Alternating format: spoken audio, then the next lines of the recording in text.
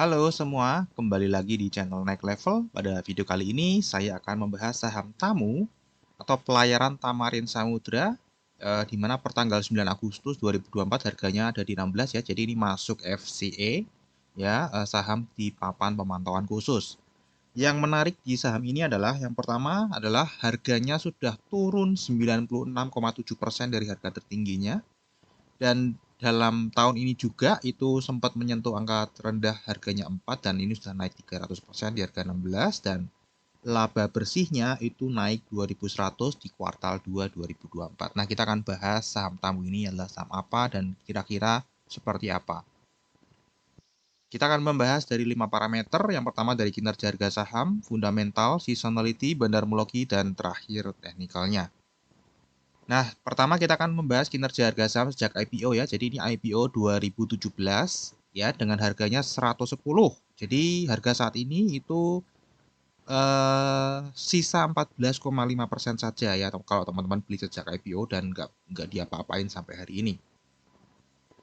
Dan kalau kita lihat harganya 10 tahun terakhir ini setahun terakhir tadi sudah disebutkan ya naik 300% dari harga 4 ke 16. Ya, 5 tahun ini turunnya 96,77% dari harga tertingginya dan di tahun ini juga dia naik 77,78% ya. Ini harga terendahnya ada di 4 dan tertingginya di 16. Kemudian kita cek ya ini profil company-nya, dia sesuai namanya ya, Pelayaran Tamarin Samudra. Ini websitenya kalau teman-teman pengen cek lebih detail. Ya, bergeraknya di bidang jasa penyewaan kapal penunjang kegiatan lepas pantai ya, terutama untuk minyak, gas, dan batu bara. Dan ini adalah informasi untuk pemegang saham utamanya dan pengendali.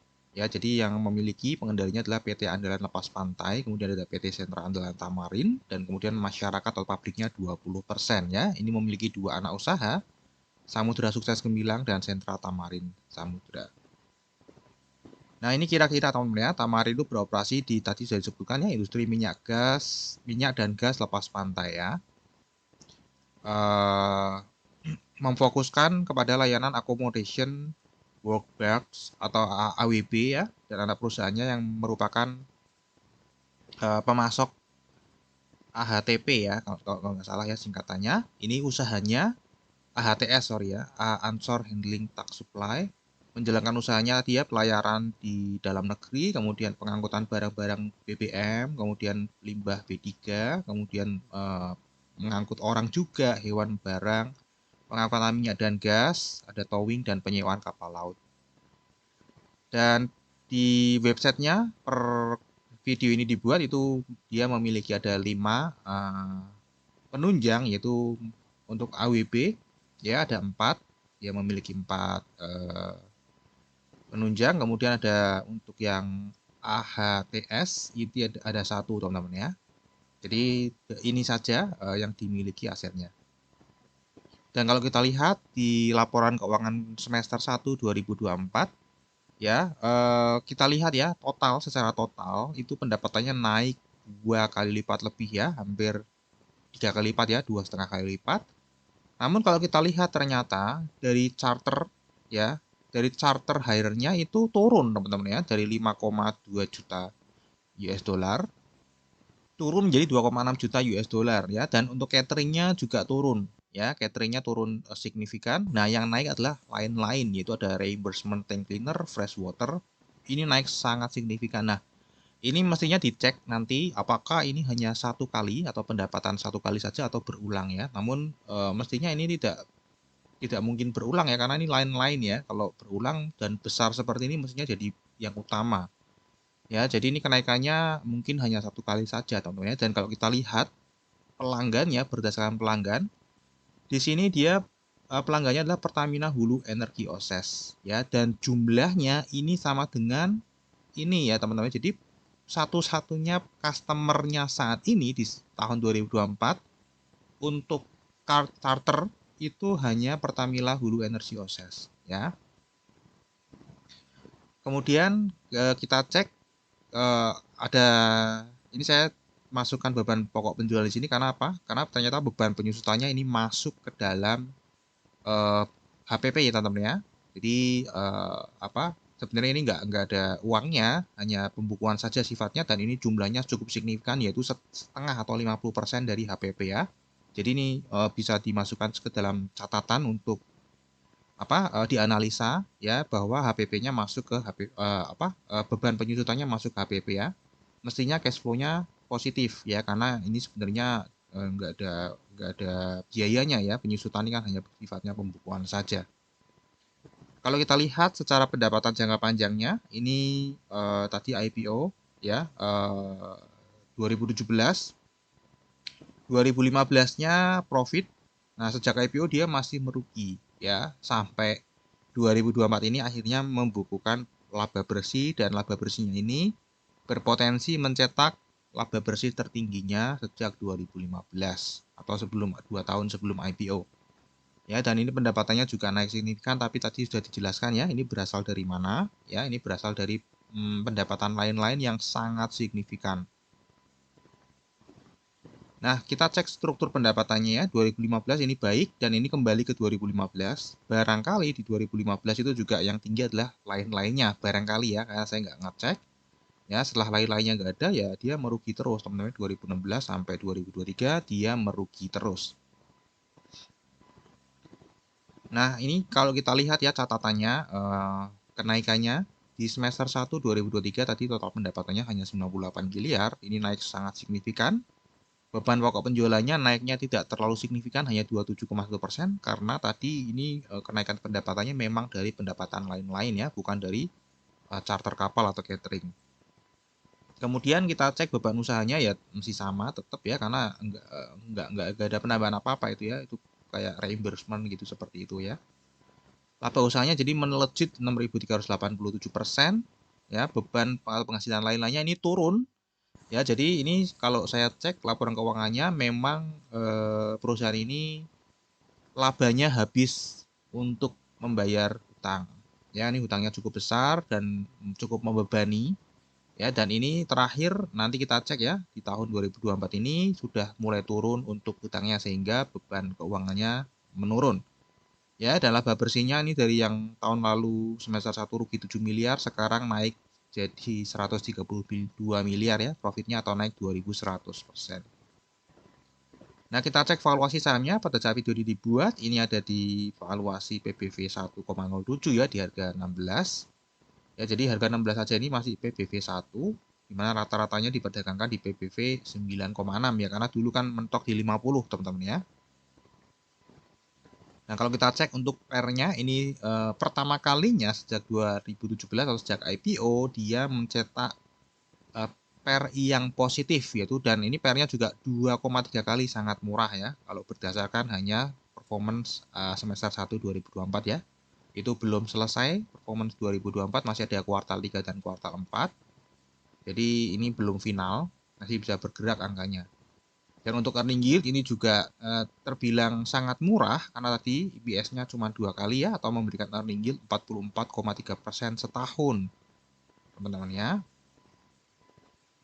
Berapa harga wajarnya berdasarkan kinerja semester 1 2024 itu ada di 41 sampai 61. Jadi harga saat ini 16 ini masih berpotensi beggar. Ya, tapi ada catatan nanti di analisa teknikal teman-teman ya. Jadi teman-teman jangan langsung hajar aja, mesti tonton video ini sampai habis ya, supaya nggak salah informasi.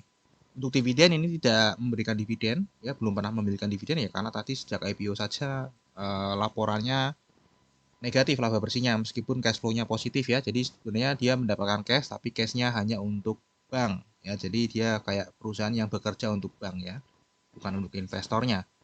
Dan kalau kita lihat EPS-nya ini menarik ya, karena naik ya cukup signifikan jadi 7 ya. Kalau dia dibandingkan dengan harganya yang 16, berarti kan sangat murah teman-teman ya. Cash per share-nya hanya 1 dan diprediksi tidak memberikan dividen. Nah, kita lihat ya kesehatan finansialnya. Untuk quick ratio-nya dia tinggi, cukup tinggi, current ratio juga cukup tinggi. Debt to equity ratio-nya sebenarnya sejak IPO ini di bawah 1 teman-teman ya, tapi beban keuangannya itu sangat memberatkan untuk cash flow ya, sehingga meskipun tidak di atas 1, ternyata memberi beban yang berat untuk kinerja laporan keuangan laba ruginya teman-teman ya. Dan kalau kita lihat tadi ya kuartal 2 hutangnya turun sehingga tadi beban keuangannya turun ya. Untuk seasonality ini tidak ada yang menarik ya, tidak ada yang di atas 70% ya, kebanyakan malah merah. Kemudian kita cek struktur sahamnya, tadi sudah disebutkan juga di awal ya. Ini pengendalinya adalah andalan lepas pantai dan sentra andalan tamarin. Ada masyarakatnya hanya 20%. Peran investor asing di saham ini sangat kecil ya, karena memang likuiditasnya tidak terlalu besar. Dan kepemilikan retailnya kalau kita lihat juga tidak bergerak signifikan ya. Setahun terakhir bertambah 49 orang, tapi jumlah lembar sahamnya justru malah berkurang.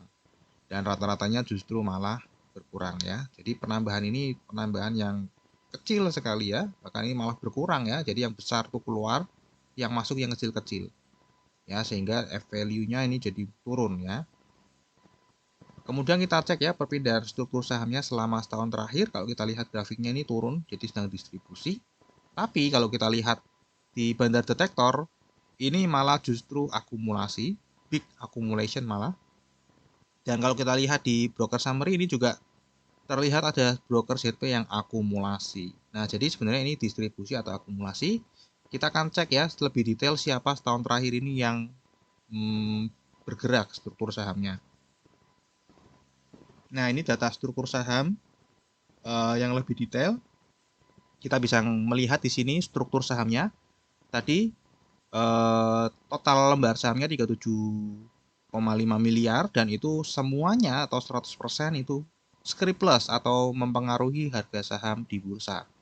Ya, dari sini kita tadi sudah bisa lihat ya, lokal CP itu pastinya pengendali ya. Kemudian di luar pengendali, kita lihat yang terbesarnya adalah foreign CP. Ada foreign CP juga, jadi ini masih perusahaan juga. Kemudian ada foreign IP, ya. Dan yang ketiga terbesar ini adalah lokal ID. Namun porsi lokal ID di sini tidak terlalu besar ya, hanya 3,84% ya. Jadi yang paling besar memang masih dipegang oleh perusahaan. Kita lihat setahun terakhir ternyata lokal CP ini ada yang beli, ya, dan ini cukup menarik teman-teman karena ada investor retail asing yang memborong saham ini ya tahun terakhir ya. Nah, jadi makanya tadi kenapa di sini kok terlihatnya rancu, ada yang distribusi, ada yang akumulasi. Ternyata yang membeli banyak itu setahun terakhir paling banyak adalah investor retail asing ya, dimana ini ya tidak bisa dikategorikan bandar, tapi memang terjadi akumulasi. Ya, secara sini ya terlihat akumulasi, tapi ini tidak bisa dikategorikan bandar, makanya ininya turun teman-teman ya. Oke, nah kalau kita lihat teman-teman ya, di saham tamu ini tidak ada uang besar yang berkelanjutan ya, asuransi nggak masuk di sini. Reksadana ini yang menarik, reksadana lokal ada yang kesangkut di sini teman-teman ya, saya nggak ngerti ini siapa yang kesangkut di sini. Untuk reksadana asing ada, tapi ini sudah exit ya, sudah keluar duluan. Ya, kemudian ini foreign others juga dulu sempat ada 100, kemudian ini sudah keluar lagi ya, exit. Jadi berlomba-lomba pada exit. Kita lihat di update per Juli, perpindahannya hanya lokal ID yang beli dan yang jual tadi foreign others ya, yang berhasil exit akhirnya ada yang mau beli ya, lokal ID di bulan Juli. Nah, buat teman-teman yang pengen bisa memiliki data seperti ini sehingga teman-teman bisa menganalisa struktur sahamnya selain fundamental perusahaan, teman-teman bisa cek ya di deskripsi ada video penawarannya.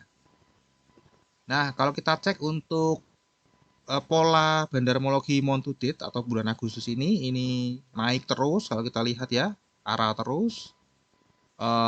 Tapi terlihat netral dan kita lihat di sini juga sebenarnya terlihat akumulasi, tapi ini brokernya broker XL ya. Jadi saya simpulkan ini sebenarnya netral aja karena yang beli mestinya cuma investor retail saja ya, baik itu asing ataupun lokal.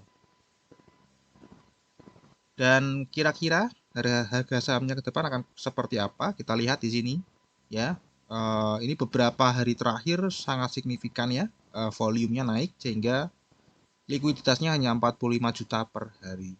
Nah, jadi kalau teman-teman melihat saham tamu ini, wah dulu sempat 4 ya, sekarang 16. Berarti kalau seandainya saya dulu beli, sekarang harta saya sudah naik kira-kira 3 kali lipat.